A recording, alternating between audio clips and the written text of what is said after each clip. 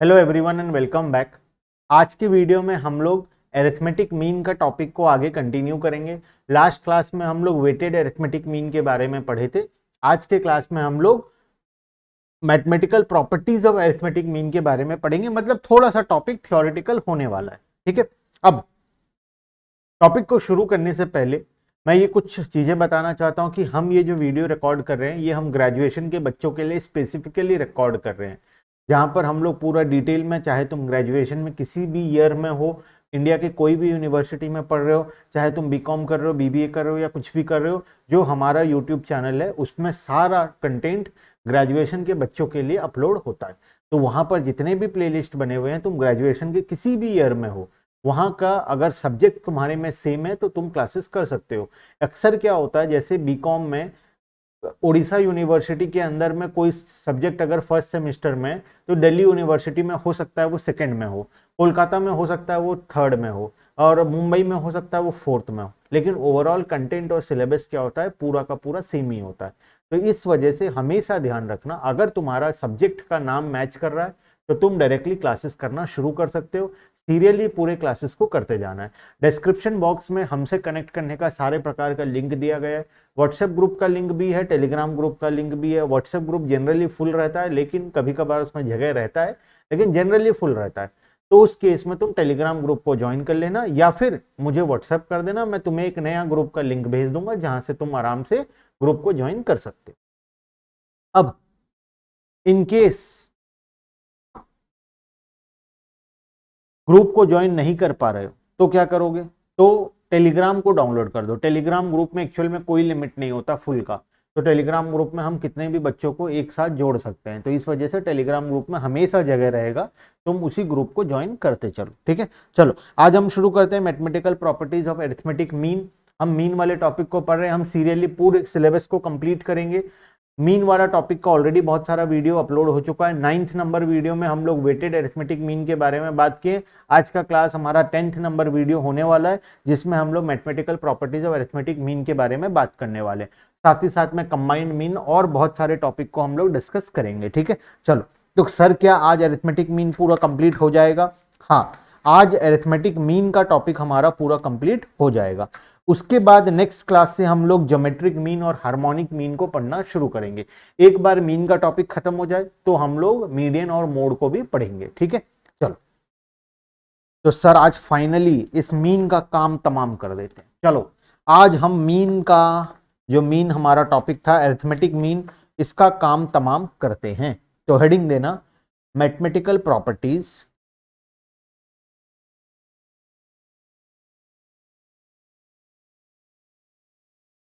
Mathematical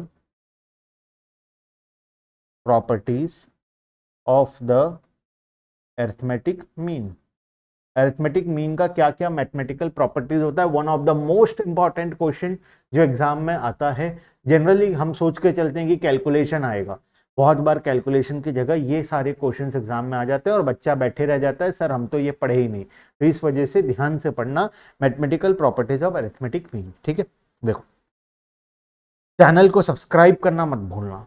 एक बात याद रखो, चैनल को सब्सक्राइब करना जो बच्चा भूल गया उसका हिसाब किताब मैं अलग से करूंगा। साथ ही साथ में वीडियो में कमेंट जरूर से करना। जो भी बच्चा इस वीडियो को देख रहा है या इस चैनल का कोई भी वीडियो को देखता है, तो एक छोटा सा कमेंट जरूर से कमेंट बॉक्स में डालो। ठीक है, चलो।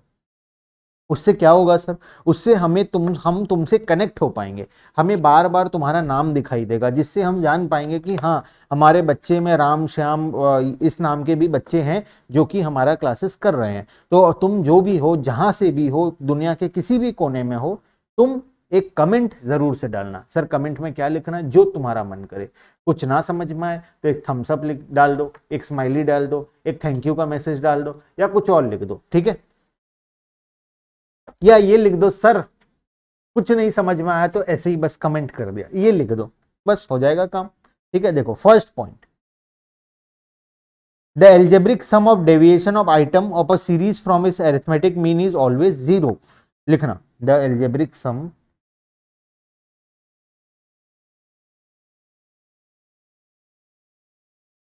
Of the deviation of the item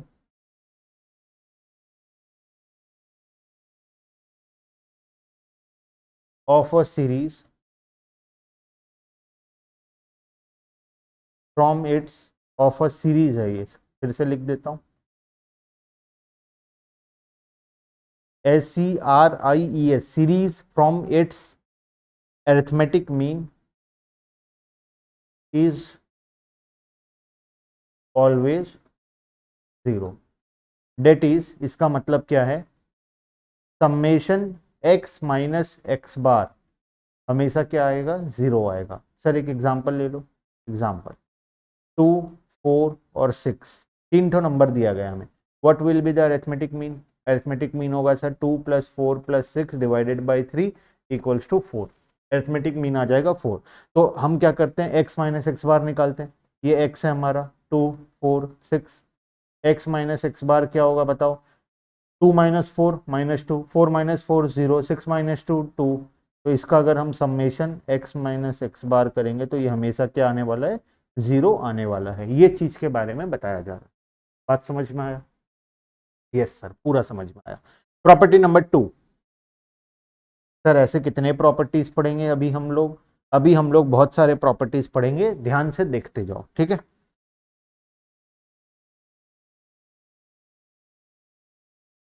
देखो, the sum of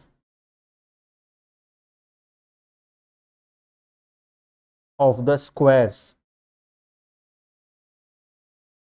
of the deviation of the item taken from the arithmetic mean is the least of all other sums of the squares of the deviation। Sir ये क्या लिखवा रहे हो sir, चुपचाप से लिखो, taken from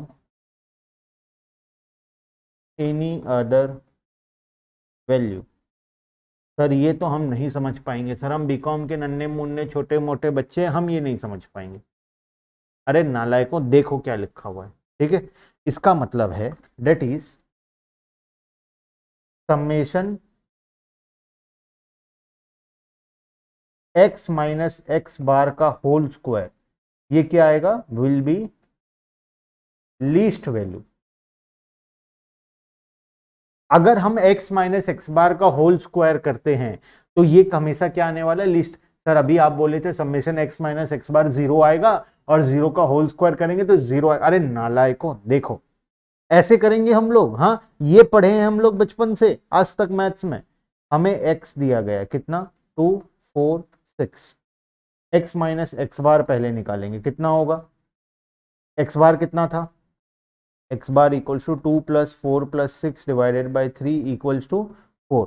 तो ये -2, 0 और 2, तो summation x minus x bar कितना आएगा, जीरो आएगा। ये तो हम इसके पहले वाले एग्जाम्पल में किए थे। हमें क्या करना है, summation x minus x bar का होल स्क्वायर। तो पहले क्या निकलेगा, पहले x माइनस एक्स बार का होल स्क्वायर निकलेगा। अगर ये ऐसा दिया होता summation x minus x bar whole का स्क्वायर, तो हम क्या करते, ये जीरो का स्क्वायर करते। बात समझ में आ रहा है? दोनों चीजों में डिफरेंस है ना मैथ से बच्चों, एक छोटा सा चीज ऊपर नीचे होने से सब कुछ बदल जाता है। इसमें और क्या, इसमें कोई फर्क नहीं है। अभी स्क्वायर किसका करना है, पहले स्क्वायर निकालना है फिर समेशन करना है। और इसका मतलब क्या था पहले वाले का, पहले वाले का मतलब था सर पहले समेशन कर दो फिर जो आंसर आएगा उसका स्क्वायर निकालना। तो इस केस में हम क्या करते, जीरो का स्क्वायर निकालते जो कि जीरो ही आता। अब क्या करने वाले हम लोग, पहले x माइनस एक्स बार का स्क्वायर कर देंगे। तो x माइनस एक्स बार का स्क्वायर करोगे तो क्या होगा, -2 का स्क्वायर 4, 0 का स्क्वायर 0, 2 का स्क्वायर 4, आंसर कितना आ गया 8। अब इस 8 का क्या करने वाले हम लोग, ये कितना आ गया इतना, अब इसको हम लोग क्या करेंगे, समेशन निकाल देंगे। मतलब ये हमारा क्या है, this is our summation x minus x bar का square. x minus x bar का होल स्क्वायर, उसका समेशन निकाल रहे हैं हम लोग। ये हमारा 8 हमारा क्या होगा, आंसर होगा। तो ये क्या आएगा, वैल्यू लीस्ट आएगा, मतलब 8 सबसे छोटा वैल्यू है। सर ये छोटा का मतलब तुम एक्स बार की जगह कुछ और लेकर देख लो। मान लो 4, एक्स बार क्या था, 4 था, मीन से हम लोग निकाले, मीन की जगह कुछ और लेकर देख लो, तो उस केस में आंसर क्या आएगा, 8 से ज्यादा ही आएगा। तो जब तुम x माइनस एक्स बार करके स्क्वायर निकालोगे तो उस केस में जो वैल्यू आएगा वो सबसे छोटा आएगा। लेकिन अगर एक्स बार के जगह में कुछ और वैल्यू लेते हो, हमारे केस में एक्स बार क्या था, 4 था, 4 को छोड़कर अगर हम और कोई वैल्यू ले लें, मान लो 3 ले लें, 5 ले लें, 6 ले लें, 1 ले लें, 2 ले लें, इस प्रकार का कोई और अगर वैल्यू हम लेते हैं तो उस केस में आंसर क्या आएगा, हमेशा 8 से ज्यादा ही आएगा। बात समझ में आया? तो होमवर्क है, घर में ट्राई करना। एक्स बार के जगह में क्या ले लेना है, 3 ले लेना है। तो क्या करना है हमें, x माइनस एक्स बार जो निकालोगे तो क्या निकलेगा हमारा, अगर हम लोग x बार के जगह में 3 ले लेते हैं तो ये 2 माइनस 3 माइनस 1, 4 माइनस 3 1, 6 माइनस 3 3, और x माइनस एक्स बार का होल स्क्वायर क्या निकलेगा, 119। समेशन कितना आ गया, देखो 11 आ गया। इस केस में हमारा कितना आया था, 8 आया था। तो ये जो 8 है ये सबसे लीस्ट वैल्यू होगा, ये हमारा प्रॉपर्टी नंबर 2 है। बात समझ में आ गया? नहीं समझ में आएगा तो कमेंट बॉक्स में बताना। हम आने वाले फ्यूचर के वीडियोस में या डाउट क्लासेस में, डाउट सेशन में हम लोग इस पॉइंट को फिर से रेज करेंगे, डिपेंडिंग अपन तुम कितना कमेंट करके बताते हो। समझ आया तो भी कमेंट करना है, नहीं समझ आया तब भी कमेंट करना है, कमेंट जरूर से करना है, ठीक है। चलो सर हम वीडियो को लाइक कर दें, हाँ जरूर से कर दो। ये कोई पूछने वाली बात है, बताओ, ये कोई बोलने वाली बात हुई? देखो पॉइंट नंबर 3,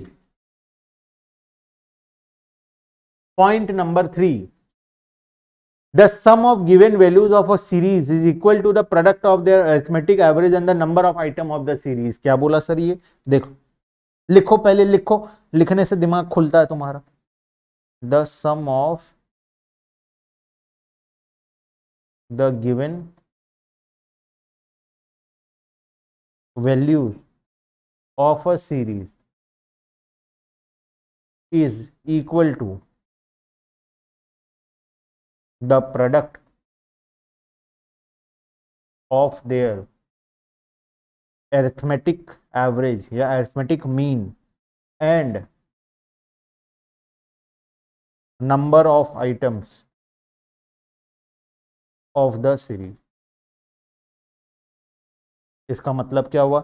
इसका मतलब है summation x is equal to n into x bar है सर।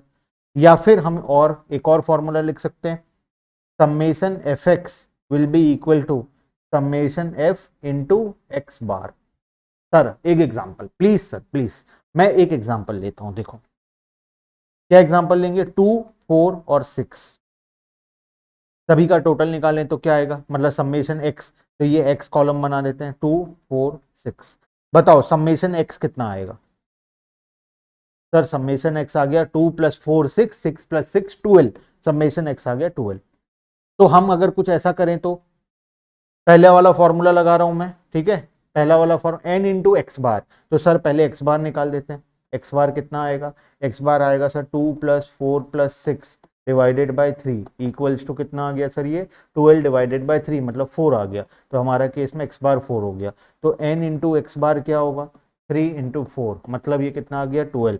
क्या ये 12 और ये 12 मैच हो गया? हाँ, ये हमेशा ऐसा ही होगा। समेशन एक्स हमें निकालना है तो हम क्या लिख सकते हैं, n इंटू एक्स बार लिख सकते हैं, क्योंकि फॉर्मूला क्या होता है, एक्स बार का फॉर्मूला क्या, ये हमें बेवकूफ बना रहा है। एक्स बार का फॉर्मूला क्या होता है सर, एक्स बार का फॉर्मूला होता है summation X divided by N.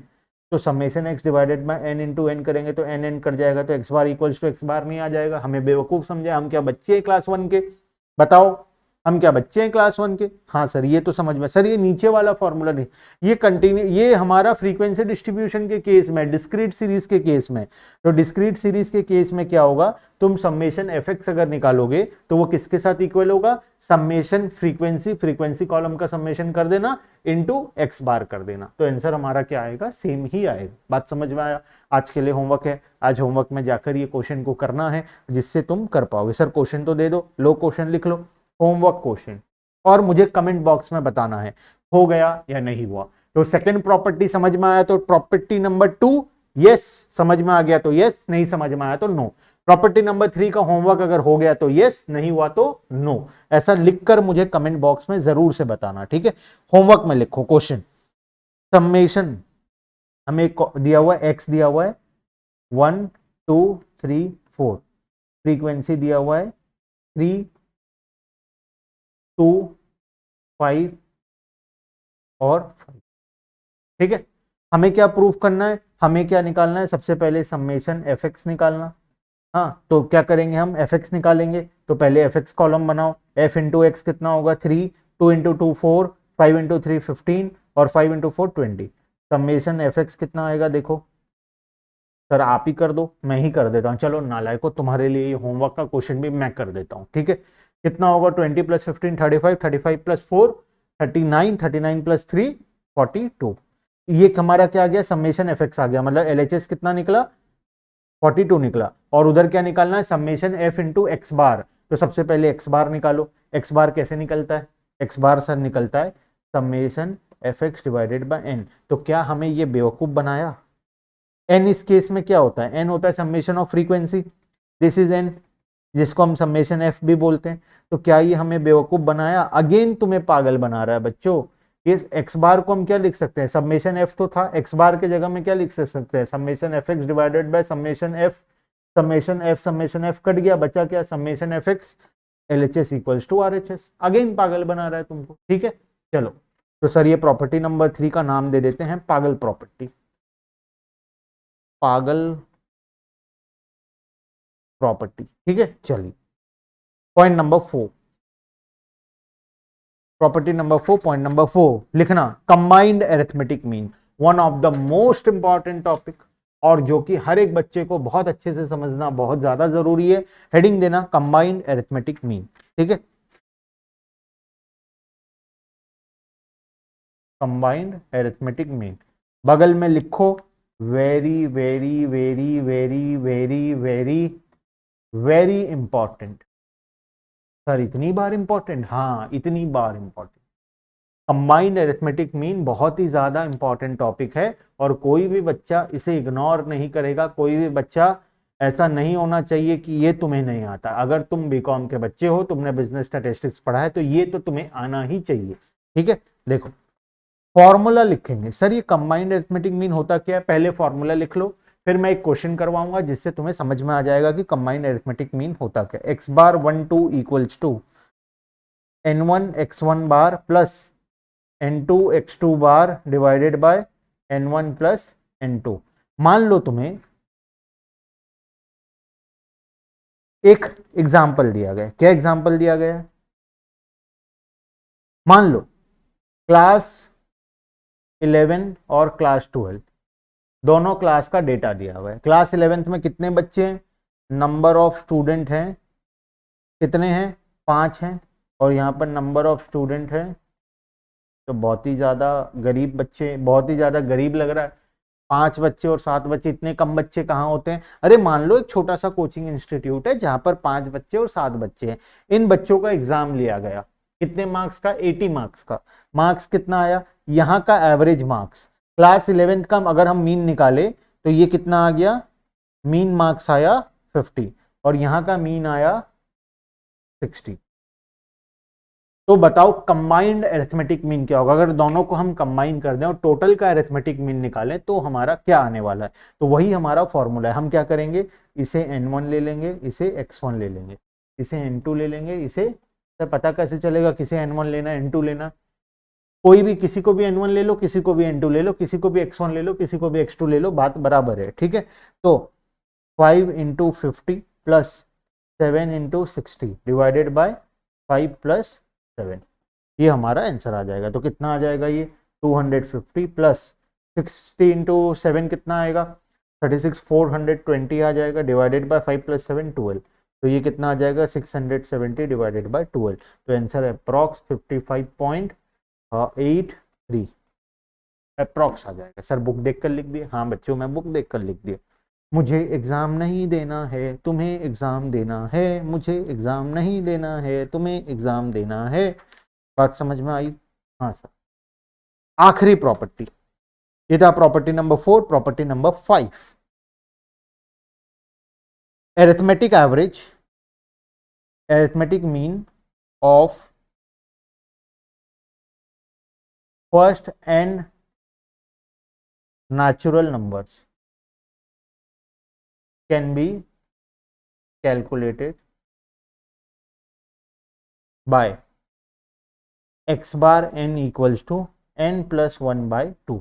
अगर मैं बोलूं पहले 1000 नेचुरल नंबर का मीन निकालो, तो क्या तुम टोटल करते रहोगे 1 + 2 + 3 + 4 प्लस करके 1000 तक, या कोई और तरीका है?